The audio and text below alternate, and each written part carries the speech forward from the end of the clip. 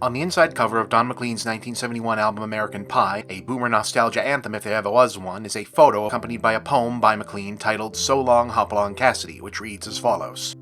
So long, Hopalong Cassidy.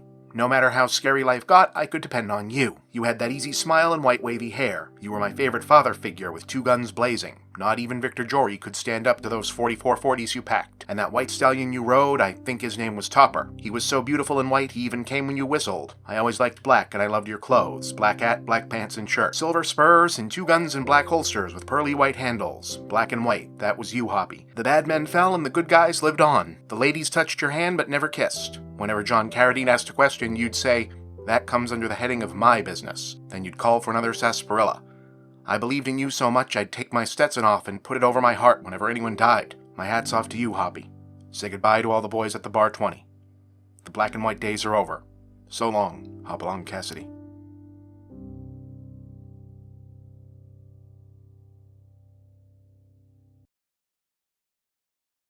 How much did you like the best job you ever had? Not your favorite hobby, the best thing you ever did for work to earn a living. Did you ever have a job that you were excited to get up and go to, that you missed when it wasn't your job anymore, assuming that it's not the job you're doing now? If you could, would you spend money of your own to have that be your job again? Like, would you move heaven and earth to will that job into staying around? Like if it maybe wasn't supposed to stay around, if it was somehow obsolete, so that you could still keep doing it because you felt like you found what you liked doing, what you were supposed to be doing. I'm going to tell you a story about a guy who did exactly that. Him legend. Also, slight variation on the theme this time around, in the sense that in this specific instance we're talking less a case of this movie exists and more that these movies exist. How many of these movies? Round about 66 of them all told. Yeah, 66 movies. All of which exist, and some of which will be under our general umbrella of discussion today because, holy hell, 66 is a lot of goddamn movies, right? But before that, given that this is technically the first normal Western on the show, I think, right? Yeah? I wanted to open up with sort of a rhetorical question. Why did the boomers love Westerns? Wait, come back, don't run away. When I say rhetorical question, I promise I'm using it in the correct way. There is a real, actual, legitimate answer to that question. I already have it. I'm going to give it to you. I'm not being cute or facetious. There's a real answer. I'm just introducing the topic in the form of a question for purposes of rhetoric because it makes the narrative better. For real, there's a story here. It has a real ending, and in addition to answering the question, I think the story is pretty good, so I'm asking you to stick with me on it, okay? Okay. Also, I mean boomers as in actual boomers, not just like how people stupidly use that term to refer to any kind of shitty, out-of-touch old person, even if they're talking about Gen X beardos and mirrored Oakleys and MAGA hats, or like millennials who blew their money on crypto apes even if they lived through the 2008 crisis and should know how that kind of stuff's going to turn out. I mean baby boomers. Generation X and millennials' parents. The people born between approximately the mid-1940s and mid-1960s as part of a literal population boom that accompanied a jump in Western economic prosperity following the Allied Western victory in World War II. Why did that generation love movies, TV, and other assorted media in the Western genre? Even more narrowly to that point, why in particular did men like my father, my uncles, my friends' fathers, and most of the other adult men of influence in my life growing up, not only meaning my teachers, scoutmasters, priests, counselors, police, firemen, coaches, just general mentor guys, all themselves grow up or seem to have grown up wanting to be cowboys, when you consider that most of them, regardless of where they came from, had grown up in the 50s and 60s, an era long removed from the Wild West having been anything but a historical memory as the American dream had rapidly shifted to urbanization of labor and suburbanization of leisure. But their parents, overwhelmingly by statistic, wouldn't have been cowboys or come from quote-unquote frontier stock, and even if they had, the move away from that lifestyle, even in most of the rural parts of the United States, had been well underway since before the Great Depression. It was their great-grandparents' nostalgia at best, so why and how is it also our quintessential American nationalist period action romance adventure mythology genre? Say, Miss Ralphie, I just know those bad guys would be coming for us in the end. Because when you think about it, this doesn't make a ton of sense. You can understand, just for one example, why Japan makes as much media as it does about the age of the samurai. Japan is a relatively small country geographically, and while there were many different evolutions of the system over time, the Edo period, or Tokugawa shogunate, lasted for about 265 years. Quite a bit of time. By most generous estimates, what history considers the United States Wild West era lasted barely 30 years, and really only consisted of events in a handful of Western and Southwest territories. That's not a lot of time and not a lot of space. Sure, you can expand it out if you start counting events that happened after or in the same regions into modernity or prior history like the frontier exploration or the Northwest territories, but that's not really what we're talking about here. We're talking about cowboy stuff, and specifically cowboy movies. Saloon fights, 10-gallon hats, horse chases, shootouts, duels in the sun, lassos and gambling men and cowpokes and sassy bar gals, and shiny spurs and tough hombres and posses and dudes riding off into the sunsets. All of that whole business. But all that stuff, or at least the real stuff that the vague outline of that stuff had been romanticized into, only existed for a fraction of time between the end of the Civil War and the beginning of the 20th century.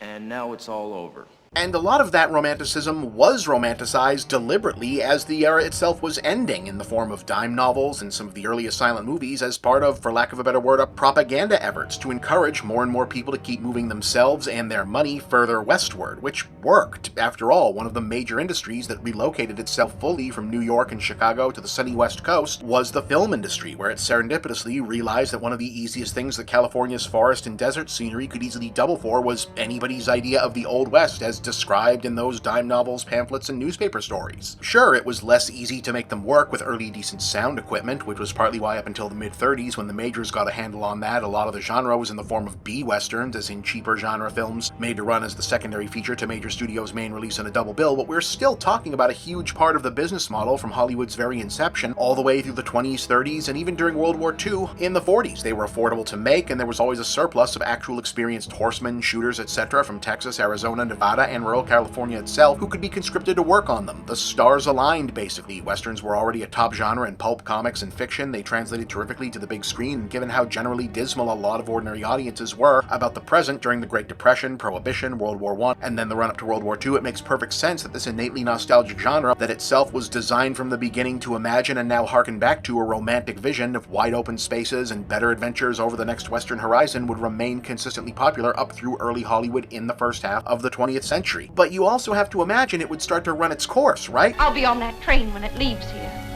I've got to stay. Like, even with the literal and figurative big guns like Howard Hawks, John Ford, the Duke, and all those guys cranking their stuff out, eventually there's only so many times you can tell the same stories, and yeah, by the time the Second World War had ended, and to put it bluntly so we can move off the history and stay on movie stuff, thank you! Domestic futurism had swiftly supplanted manifest destiny as capitalism's general mandate for American mass-market psychology. Hollywood and pop culture, more broadly, was feeling ready to move on from the Western as a genre at the dawn of the Eisenhower era. I mean, it only makes sense in terms of generational historic connection. Remember, the actual history, culture, and regional folklore that informed the Wild West was only this tiny moment in history that would have maybe been a living memory for certain members of America's so-called lost generation, which kinda has that nickname for a reason, and a vague recollection for a small number of the oldest members of the GI generation that actually fought World War II, but mostly a pop nostalgia concept, albeit a very strong one for most of them, and all of the silent generation. Again, the names often mean things, sadly. So cowboys had stayed popular across these eras with all those successive generations because it was America's main unique mythic hero iconography during those dark periods of depression, dust bowls, rampant gangsterism. But post-World War II, we had, or at least actively were trying to have, new heroes like soldiers who just established themselves as the planet's premier fighting force, new stuff to be afraid of like nuclear war, sci-fi monsters, and communism, and a whole new frontier in space exploration. I mean, this is literally the plot of Toy Story 1 and 2, remember? 2 words. Sputnik.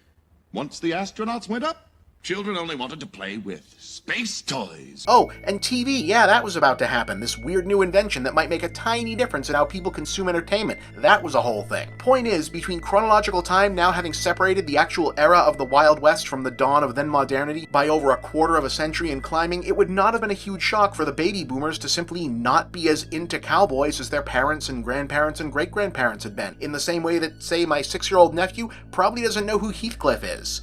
I don't think. Or maybe less specifically, you're starting to see big movie franchises that are almost 20 years old, like say the MCU, just not be as big a deal to Gen Z or especially Gen Alpha. Hey, don't blame the messenger. Just kind of seems like Skibbity Toilet's audience take on the superhero genre at the moment is, yeah, the Avengers are fine, I guess, but that's a thing my dad was into. Future's now, old man. This, logically, is what you would have expected to happen with the boomers and cowboys if you were, say, a space alien who showed up to watch this play out as a spectator in the early 1950s. They were a new generation, the biggest one anyone in living memory had ever seen, entering into a new world of unprecedented consumer power, choice, and opportunity where the Western genre, while still popular as a big lavish Hollywood spectacle for their parents, seemingly couldn't be less relevant to the world they'd be inheriting. Prime conditions for a genre that had already lived well beyond its moment to gradually recede as a new generation found new interests. But that is not what happened. Instead, the baby boomers, especially young boys, fell every bit, if not more so, in love with cowboys and the whole Western thing as their parents and grandparents had been, with Westerns exploding in popularity on television, a medium where boomer opinion was dominant from the moment it landed up through, right now still, and then bounding back even stronger in theaters with a golden age of big-screen Hollywood Westerns in the late 40s and 50s and 60s, the revisionist and spaghetti Westerns of the 70s, all that also pretty cool stuff that went down in the 80s and 90s, and I guess whatever you want to call that Taylor Sheridan stuff that's paying all Paramount's bills on cable right now. You're John Dutton, aren't you? Yep.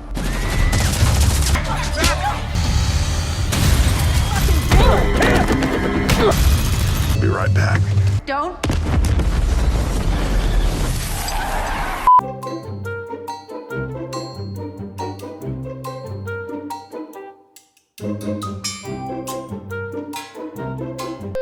By all logic, this genre should, again, not because it's not good or some personal political issue, whatever, just because time, culture, chronology is a thing, have at least started to fade out when my dad was in diapers, and instead, his generation made it bigger and longer lived than it had ever been. That defies all logical sense, even in the illogical realm of pop culture history when you look at it from the outside. And I know you're thinking this is usually the part of these overlong, convoluted, historical video essay things where the obnoxious, droning host gets all intellectual and tells you that there's many factors and multiple nuances of history and culture that explain this phenomenon, and maybe I cue up some aerial drone footage for effect and do that Adam Curtis thing where I drop the ambient sound at mid-bar to make the point sound more important than it actually is, because obviously something like this has to be explained by dozens of mitigating factors in the broad strokes of human psychology, and never some oversimplification where the sweep of history turns on the action of exactly one person, because that verges on great man theory and you don't want to brush up against that. Except it is actually one person. Exactly one person. And his name was Hopalong Cassidy.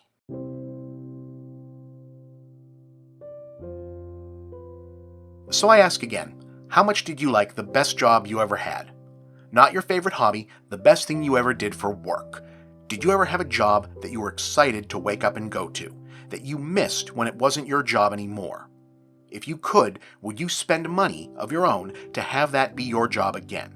Would you move heaven and earth to will that job into sticking around, even if it was obsolete and the world was telling you it wasn't meant to stay around, so you could keep doing that job because you found something that finally felt right, and you knew it's what you were supposed to do? What the fuck would the great Randall Graves do if he were half the master of his destiny that I'm supposed to be? I'd buy the quick stop and reopen it myself.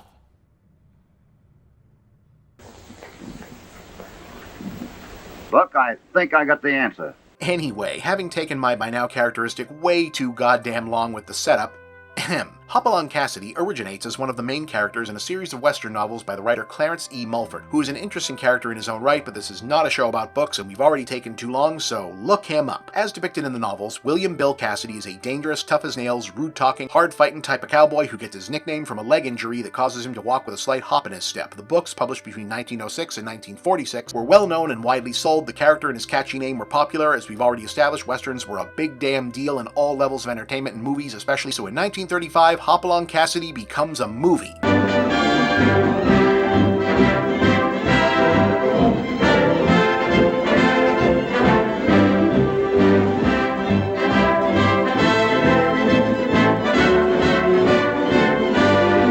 Technically, it becomes 3 movies because they knew they had a good thing and they weren't going to screw around about it. Hopalong Cassidy, The Eagle's Brood, and Bar 20 Rides Again. And for these 3 adaptations, the filmmakers opted to keep the character name, the fact that Cassidy was a cowboy who at one point in the first movie gets shot in his leg, and basically not a thing else. Because, you know, serialized B-westerns based on what were effectively thought of as higher-end pop fiction, so they were mostly just paying for the brand, but also, one is given to suspect, they'd cast a star who had very little in common with the book's conception of Cassidy, but who they immediately understood they didn't want to change much about. William Boyd had been an orange picker and a mechanic before work as an extra got him noticed by Cecil B. DeMille, and cast in both supporting main and leading man roles in some of the biggest hits of the silent era: Road to Yesterday, The Volga Boatman, Skyscraper, and Lady of the Pavements. Give you an idea how different movies were in the silent era, in at least two of those he plays a heroic communist revolutionary. He was a huge breakout star and the toast of Hollywood in the late 20s, but in 1931 his career was destroyed by someone else's mistake. A completely different actor, also named Billy Boyd, had gotten arrested for liquor and gambling charges. This was still Prohibition, so that was bad. And a newspaper ran William Boyd's photo in its coverage, and back then, that was enough. He was done. Even though the papers apologized and printed a retraction, too many people had seen it and made the erroneous connection. What the f***?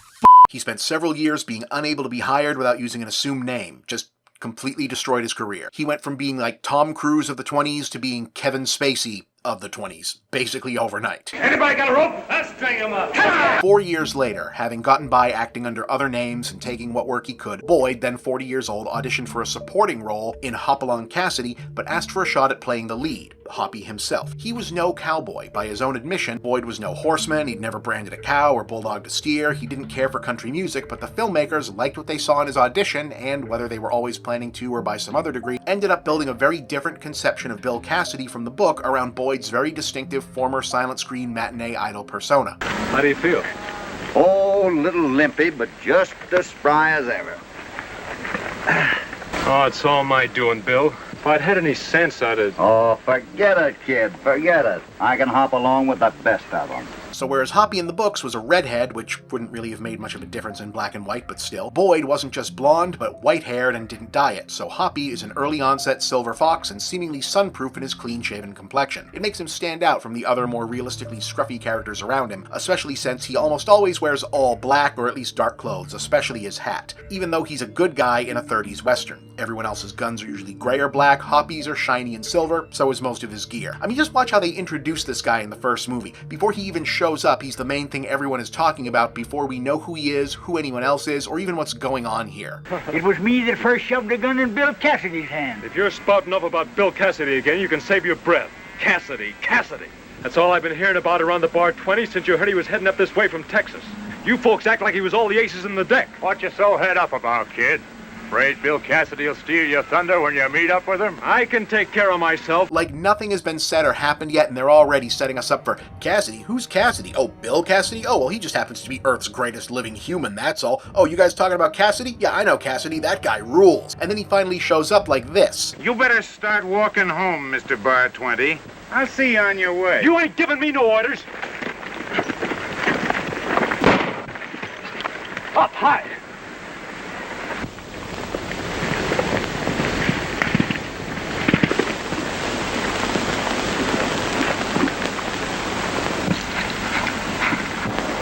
Thanks, stranger.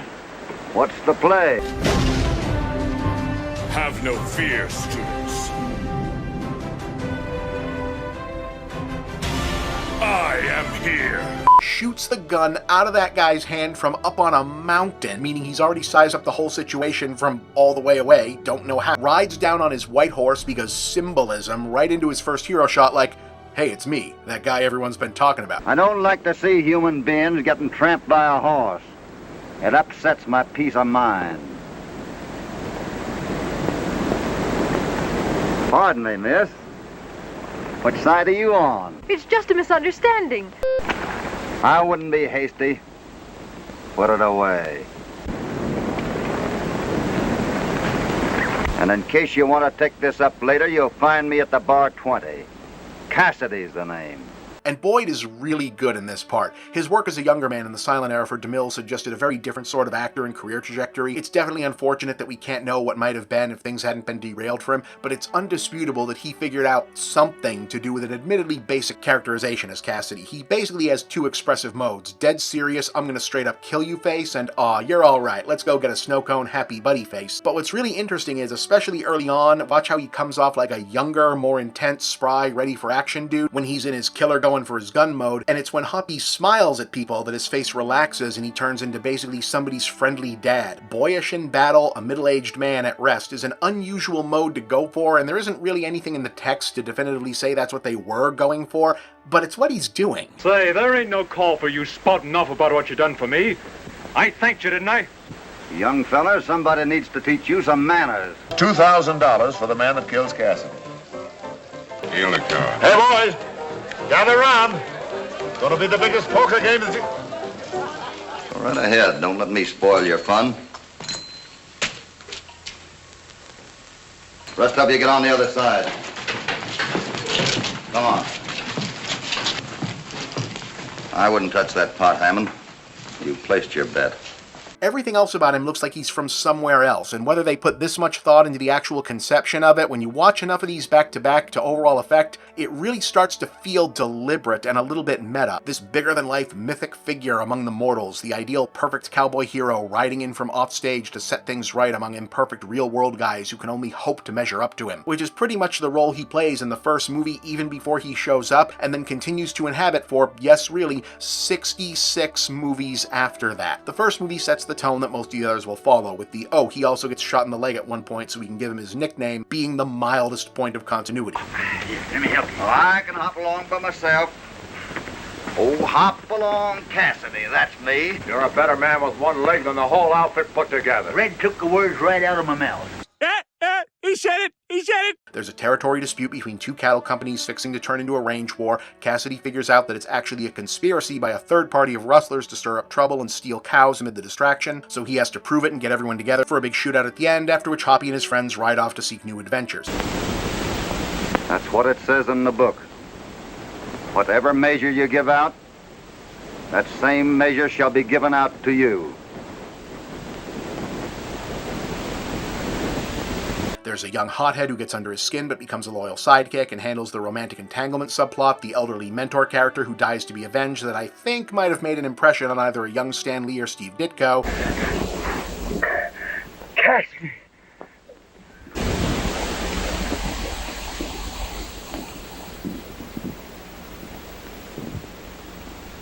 Wait a minute. Listen. I didn't hear nothing. I could have swore I heard Uncle Ben call my name.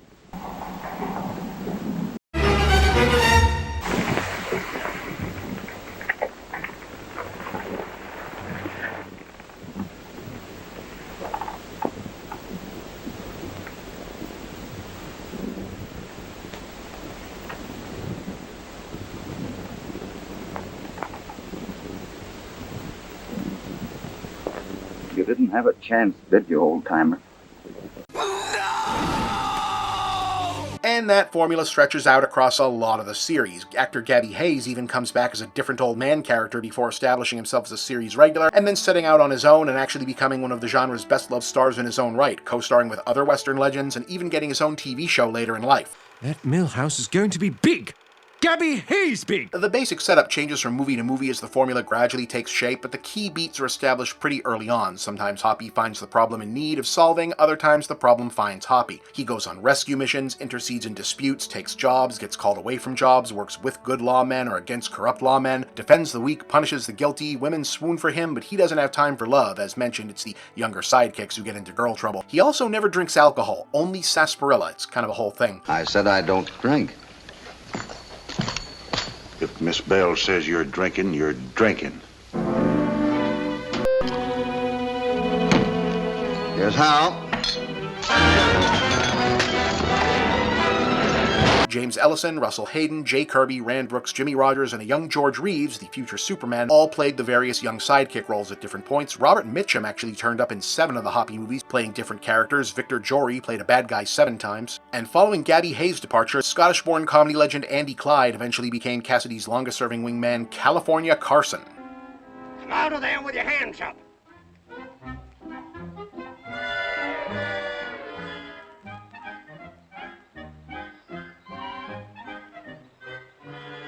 The original 42 Hopalong Cassidy movies were produced at Paramount by Harry Sherman between 1935 and 1941. The original Hopalong Cassidy, frequently retitled for clarity as Hopalong Cassidy Enters, The Eagle's Brood, Bar 20 Rides Again, Call of the Prairie, The Three on the Trail, Heart of the West, Hopalong Cassidy Returns, Trail Dust, Borderland, Hills of Old Wyoming, North of the Rio Grande, Rustler's Valley, Hopalong Rides Again, Texas Trail, Partners of the Plains, Cassidy of Bar 20, Heart of Arizona, Bar 20 Justice, Pride of the West, In Old Mexico, The Frontiersman, Sunset Trail, Silver on the Sage, Renegade Trail, Range War, Law of the Pampas, Santa Fe Marshal, The Showdown, Hidden Gold, Stagecoach War, Three Men from Texas, Doomed Caravan, In Old Colorado, Border Vigilantes, Pirates on Horseback, Wide Open Down, Riders of the Timberline, Stick to Your Guns, Twilight on the Trail, Outlaws of the Desert, and Secrets of the Wasteland. Head west.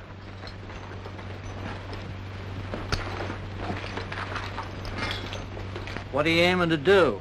Shoot the next man that opens his mouth. Why, if you think...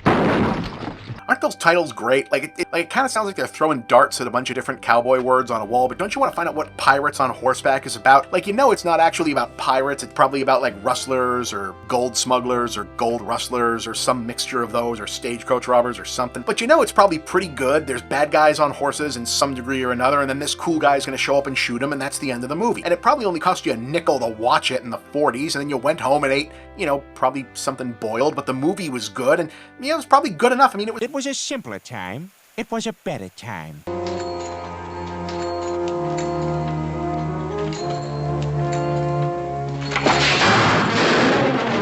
Anyway, Sherman would then move the franchise to United Artists, where he, Boyd, and other returning cast and crew would continue the series for another 13 installments, some of which were full or partial remakes of the previous ones: Lost Canyon, Undercover Man, Hoppy Serves a Writ, Border Patrol, Leather Burners, Colt Comrades, Bar 20, False Colors, Riders of the Deadline, Texas Masquerade, Lumberjack, Mystery Man, and 40 Thieves. Yeah, alright, look, I'm not going to go over every single one of these in detail. The point is that there were a lot of them. They're all kind of similar, follow a reliable formula. No, I have not watched all of them, but when you watch enough of them, especially in conjunction with other B-Westerns of the time, what jumps out is, yeah, these were better.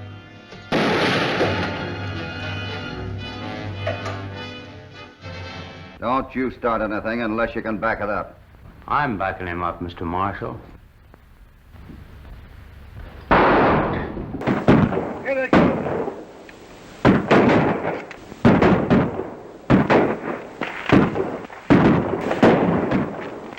Any sign of another trail to the top? No, the opposite sides of the rock cliff, straight up 100 feet. I was sure that was the only way up. Shall we rush them?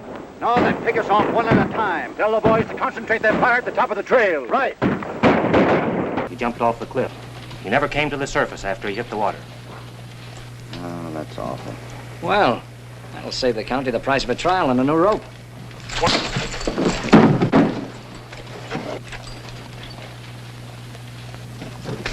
I won't forget that, Cassidy. I don't want you to forget it. It makes sense that people liked these, that the Hoppies were considered the top tier of the genre, and that even theaters that generally didn't book Western features would book these ones. They've got good cinematography, they move well, the whole there's something amiss, Hoppy's guys are involved, it's more messy than it seems, and then the best cowboy ever has to show up and knock some sense into everyone to put it right formula just works so well. You can just see why modern Pulp Fiction heroes like Jack Reacher still use this exact same basic one inflexible badass shows up and makes everybody stand up and act the hell right wish fulfillment structure. That minivan to my left, that yours? Yes. Just for clarity, you've been carjacked, right? My child is in the back seat. Gun? Stay here. This won't take long. Your mom better hurry the fuck up, kid, or this is gonna go bad for both of you.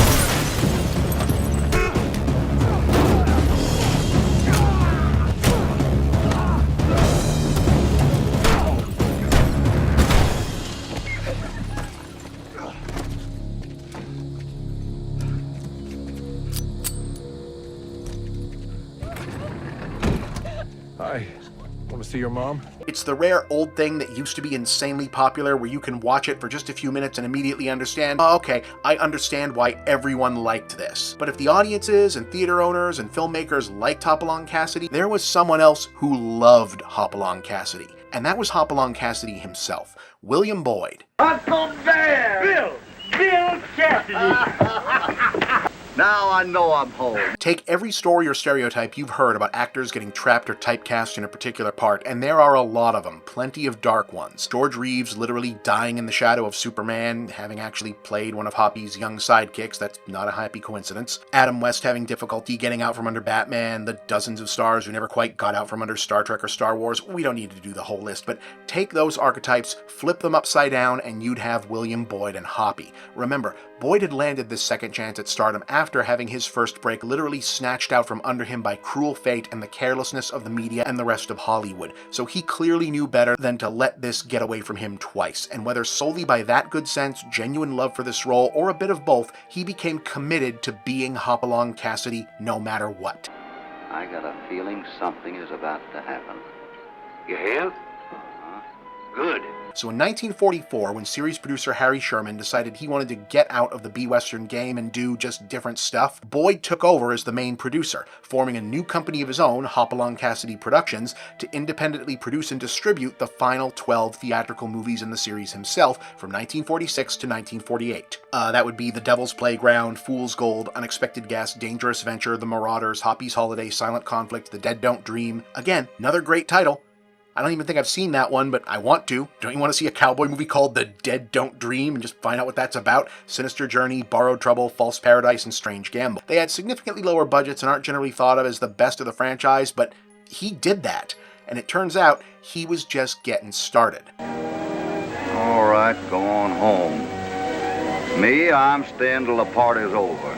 See, by 1948, it didn't really matter how cheap you could shoot a B-Western for. Even independent studios didn't want to produce them, and drive-in multi-bills didn't want to book them. Authentic B-pictures had largely disappeared from legitimate theater booking, replaced by low-budget movies that were still expensive-looking or marketable enough to play on their own, often in flashier genres than the Western, a genre which ironically was now seen as being favored for more big, costly, lavish epics with recognizable stars marketed to adults, whereas lower-budget fare aimed at youth market was increasingly, well, the Martians were coming, was the general and eventually true assumption for drive-ins and matinees. There was room for the cowboy, but not the old-timey black-and-white two-gun do-gooder cowboy like Hopalong Cassidy. But William Boyd was not convinced that the role he'd now devoted more than a decade of his life to was a thing of the past. Instead, he thought he'd seen the future in a new technology that the rest of Hollywood thought was at best a fad and at worst the end of the world: television.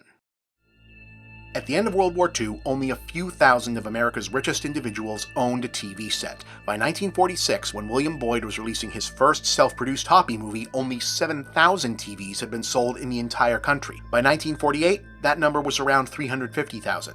By 1952, 15.3 million. Television stations needed programming to fill their airwaves and satisfy their audience. Locally produced programs, news, sports, music performances, etc. were all well and good, but everyone understood that being able to deliver something like the movies but at home was the holy grail of drawing power. The problem? Giving away what their entire business model had always been built around selling ticketed access to was anathema to Hollywood on a profound level, and most of the industry either balked at it completely or moved to restrict the practice of televised broadcast entirely. Even as, hey, let's find a way to show classic movies is obviously the first idea literally every TV station had. But not everybody with a bunch of movies under their ownership felt the way the studios did. William Boyd, for one, had a feeling that not only was the whole damn world wrong about there being no interest, no audience, no room left in the culture for the old-school classic cowboy he'd become indelibly bound to, but this magic box the rest of Hollywood was resistant to might be the key to proving him right. So he opted to, I kid you not, sell off basically everything he had at the time, including his home, his savings, his mortgage, in order to buy the rights to Hopalong Cassidy. Not just the movie rights, he already had those. The IP, the characters, the publishing, the back catalog of the original movies, all of it. Not just from the producers of the previous movies in the earlier studios, but the original author, Clarence Mulford. He became the owner of the entire Hoppy intellectual property. The whole damn thing. He bought the rights to say, I don't just play Hopalong Cassidy, I'm the only guy who plays Hopalong Cassidy. I literally am Hopalong Cassidy. That's like if Adam West had bought Batman conceptually so he could actually be the Batman. I mean, not to be vulgar about this, but the balls on this guy. The balls. No matter the cost. You have to respect it. You simply have to respect it. Yeah, so then Boyd goes to NBC, which back then was nothing. They were nobody, a brand new operation, and goes, hey, I heard you need some stuff to put on the air on your TV station. How about you run a couple of these movies I own? And NBC goes, Hopalong Cassidy? Oh yeah, I remember Hopalong Cassidy. Yeah, let's give that a shot. You know, sure, what do we got to lose? Reach the Here he comes, here he comes. There's the trumpets, there's the drums, here he comes. Hopalong Cassidy, here he comes.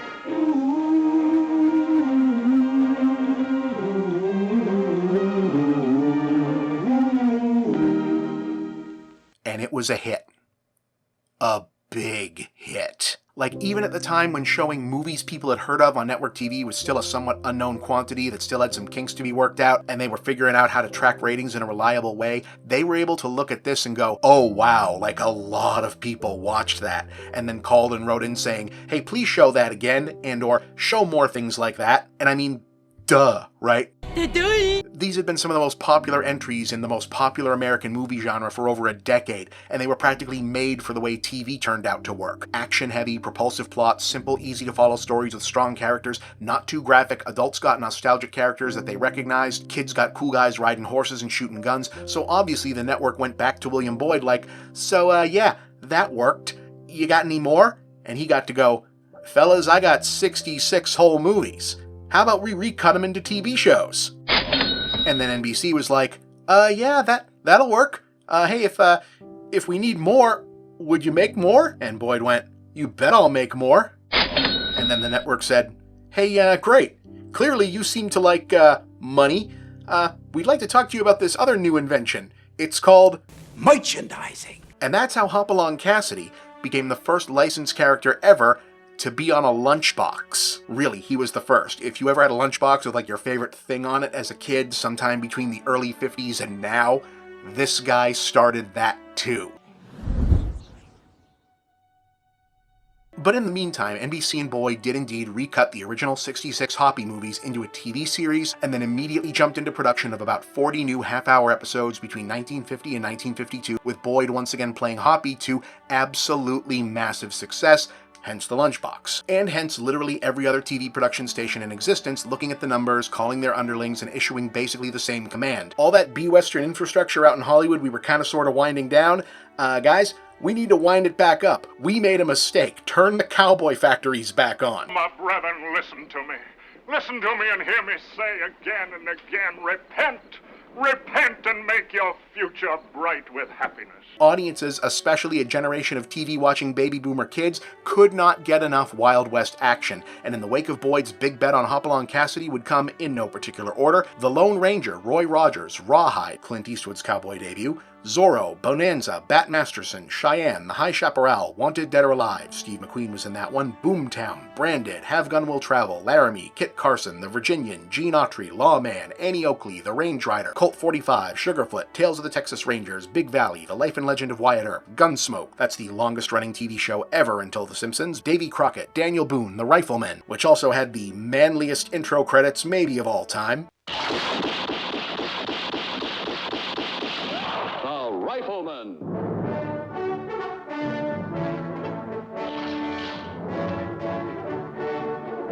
Starring Chuck Connors. Sure, it's phallic. Why wouldn't it be?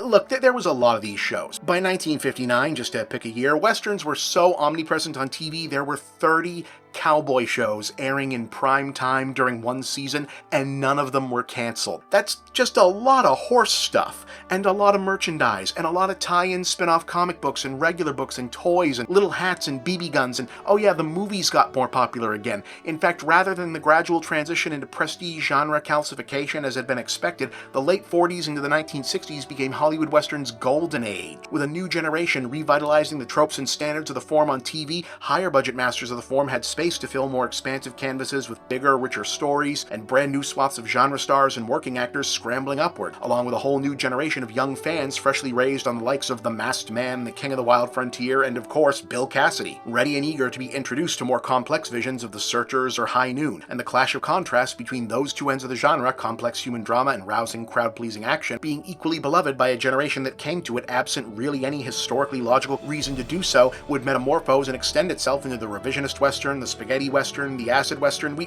talked about this part before, all because someone said, this whole thing's obsolete, and the guy who played Hopalong Cassidy said, I bet it's not. Put your hands up. No. What? I said no. Why not? I don't want to. But I've got a gun. I don't care. Doesn't make any sense. Too bad.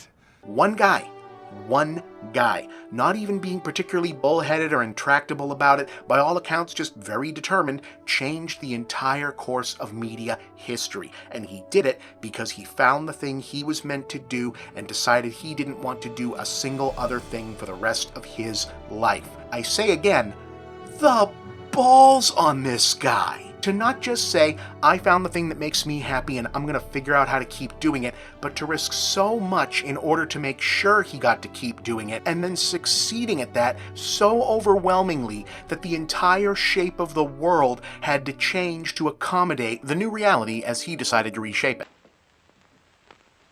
Why don't you show the boys what you can do without a gun? Might be a good idea.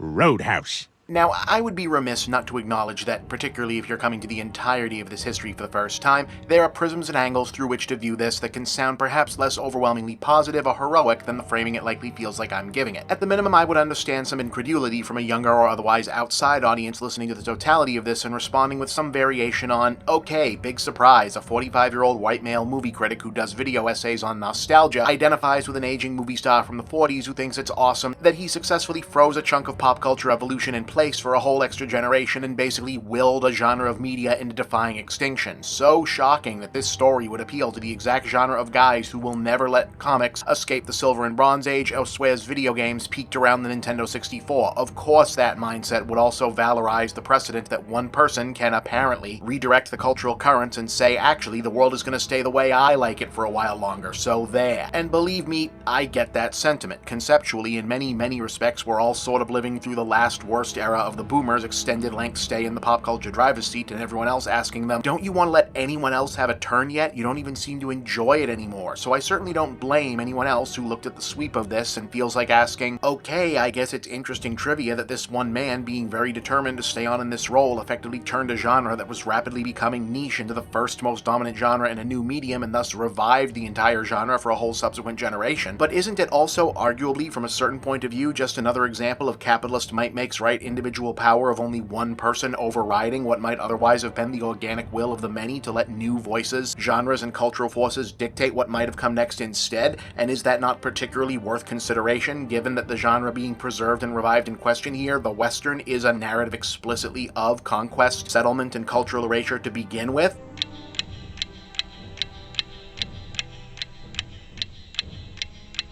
And, yeah, valid point. I get it. What it comes down to for me is Boyd was a worker who believed in his own work, and that makes this different from, say, a billionaire buying a social media platform so they can literally own what people are allowed to say about them and their friends. And where it really lines up for me in a relevant modern context is when I think of all my friends and colleagues and loved ones in, well, really all levels of business, but especially in the creative industries, who are having to face the prospect of being told their roles can or should be downsized or refitted or eliminated entirely because AI is going to make them obsolete. And look, as an artist and someone who tries to have a nuanced and non-panicky view of technology, I try to keep an open mind about the way new tech innovations can benefit humanity. But I also believe there's no better vision of a future than one where people can live, succeed, achieve, and thrive by also doing what they love, and nothing that tries to take that away can be truly innovative. William Boyd loved making his cowboy movies, and when they told him this kind of movie isn't going to be a thing anymore, it's getting less popular, the market's not there, it's not worth doing, etc., he didn't only say, I don't care if it's not worth doing, I'm going to do it anyway. He changed the entire media landscape to the point where it was worth doing so he could keep doing it. Even if everyone is telling you that something wrong is something right, even if the whole world is telling you to move, it is your duty to plant yourself like a tree, look them in the eye and say no. You move. So, how much did you like the best job you ever had? Not your favorite hobby, the best thing you ever did for a living. Did you ever have a job that you were excited to go to and that you missed when it wasn't your job anymore? If you could, would you spend your own money to have it be your job again? Would you move heaven and earth to will that job into staying around, even if someone said it wasn't supposed to, that it was obsolete? So you could keep doing it because you found the thing you liked doing. This guy did that. And untold thousands of other people benefited. It's not just undisputable that most of the TV westerns and mid-budget theatrical westerns that were made in the wake of Hopalong Cassidy blowing out the TV market for the genre just never would have happened. Their fans never would have found them. Clint Eastwood and Steve McQueen might never have launched their careers. And for good or ill, whatever else, the youth media psyche of the boomers would have been radically different. That part of the Hopalong Cassidy story is what doesn't just interest me, but inspires me. Not just as a creator facing down middle age and the ever more constant question of whether there's still time to turn this all around and have the success I've always pursued, but as a human being in an age where corporate greed and seething hordes of mindless drones that bow down to it are evidently all too willing to throw artists, thinkers, and creators under the bus as obsolete in favor of AI. All around me, everywhere in the world of digital video, I see companies and people who follow companies joyfully telling artists that real creators aren't going to be needed anymore, that generative prompted slop is going to replace real media made by real artists, and there's nothing anyone can do about it because that's just where things are going. The same way westerns are going to be niche. This is done. You just have to pack it in. There's no stopping it, was the way things were going back then. And then one person said no. We can say no. Well, nobody lives forever, and that includes you, Cassidy.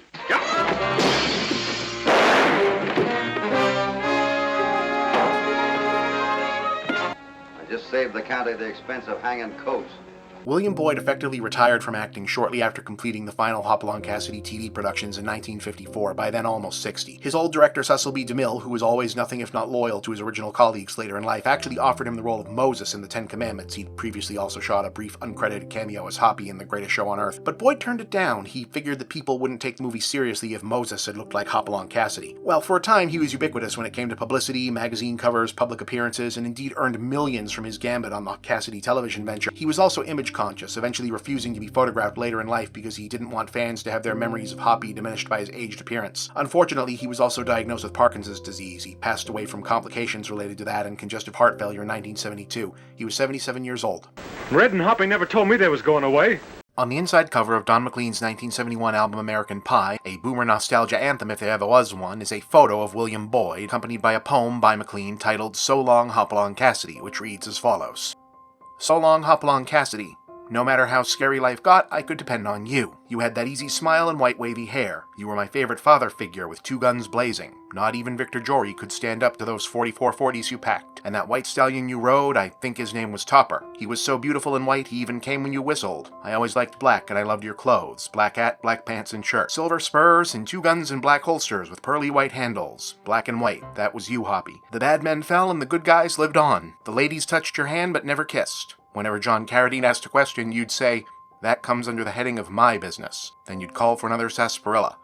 I believed in you so much I'd take my Stetson off and put it over my heart whenever anyone died. My hat's off to you, Hoppy. Say goodbye to all the boys at the Bar 20. The black and white days are over.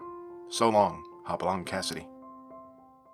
McLean's poem is also inscribed on a plaque at the hospital where Boyd passed away.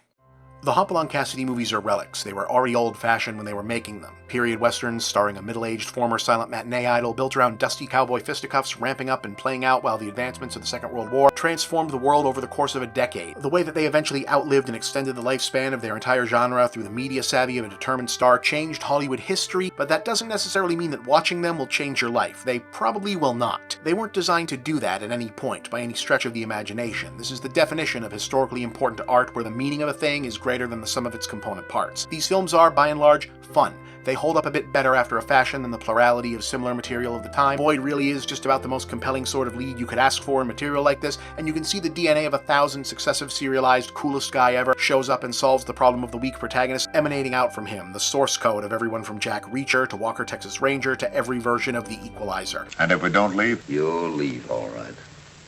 Riding, walking, or feet first? I promised someone that I love very much that I would never go back to being that person. But for you, I'm going to make an exception.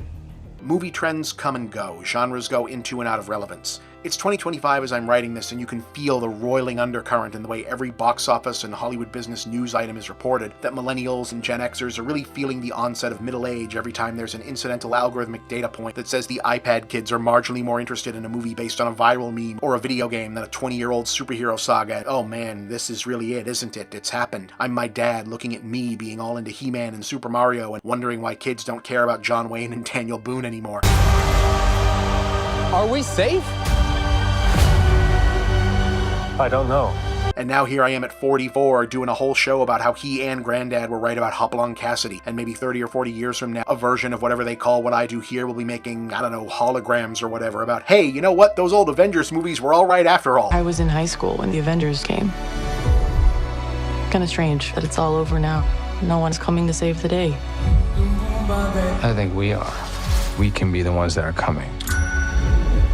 And that's kind of the point, though. 66 movies and then 40 episodes of TV is a lot of time to put polish on a character who was already pretty shiny, and Hoppy shines very brightly. So it doesn't take watching all or even most of them to understand why, with the generous extra push from Boyd himself to keep the character visible in the first place, this was the franchise that kept the classical Western genre not only alive but thriving in the pop culture zeitgeist, to be rediscovered and turbocharged by the boomers and catapulted into the mid-20th century all the way to the present. Well, what are we waiting for? Let's go! I'm following the stars through the tumbleweed and clover. I'm following the stars, and my hero follows me. These movies essentially revitalized an entire genre, probably even saved it. These movies changed the course of history. These movies are why a whole generation, at least in certain respects, are like they are, because these movies exist. That's what it says in the book.